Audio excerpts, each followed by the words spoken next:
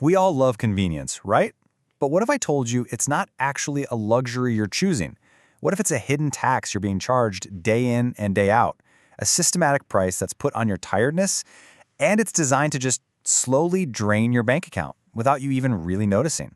So in this explainer, we're going to peel back the layers and reveal the true, staggering cost of an easy life. So to really get this, let's meet Amanda. It's a Tuesday evening, she's wiped out from work, and all she wants is some pad thai from her favorite little spot. And get this, the place is just 3 blocks away. But you know the feeling. She doesn't feel like cooking, and she definitely doesn't feel like walking. So she does what we all do.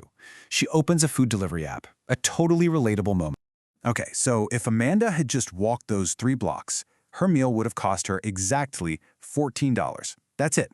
A simple, straightforward transaction. This is our baseline. Keep that number in your head. 14 bucks. But on the app, things look a little different. First off, the pad thai itself is suddenly marked up to $16.50. Then the app nudges her, hey, how about a spring roll for $6? Sure, why not? And then the fees start rolling in, one after another. You've got a delivery fee, a service fee, even a small order fee. Then, of course, taxes. And to cap it all off, the app suggests a pretty generous tip, which, in the moment, she just taps yes to. And this is the grand total. $42.35. Her $14 pad thai has almost tripled in price, all for the convenience of not walking for 11 minutes. Yeah, just let that number sit there for a second. But here's the real danger. It isn't about one expensive meal. The real problem is that for Amanda, this isn't a one-off treat. It's a habit. It's a pattern.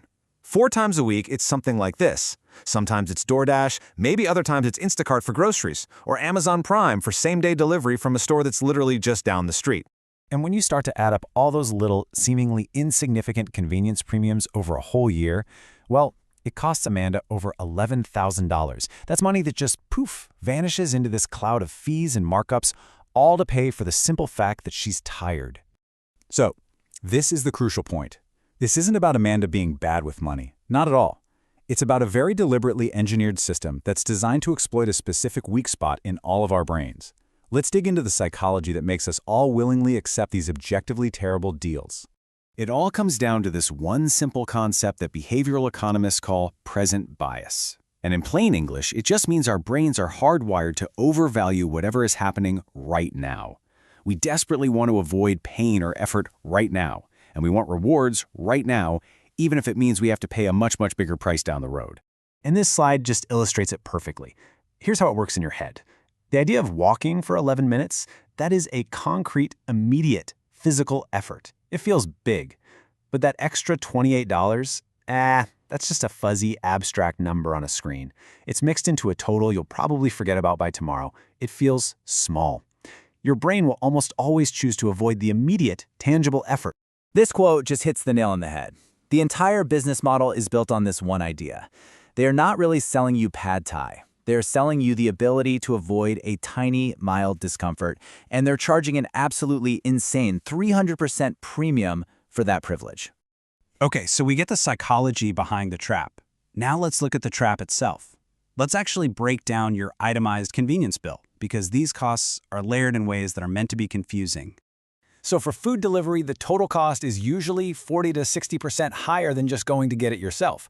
You've got menu markups, that's what restaurants add to cover the platform's huge commission. Then you have delivery fees, service fees, which are basically pure profit for the app, and of course those higher, often guilt-driven tips. It's just a stack of charges, and each one looks small on its own.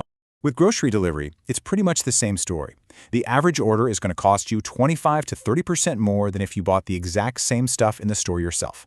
For a family spending, say, $600 a month on groceries, that's over $2,000 a year gone, just in the convenience premium.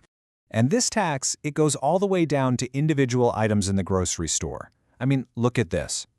Baby carrots, which are literally just regular carrots shaved down into a cute shape, cost twice as much per pound as whole carrots.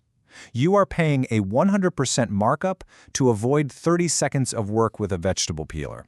It's mathematically insane. Or what about your morning coffee?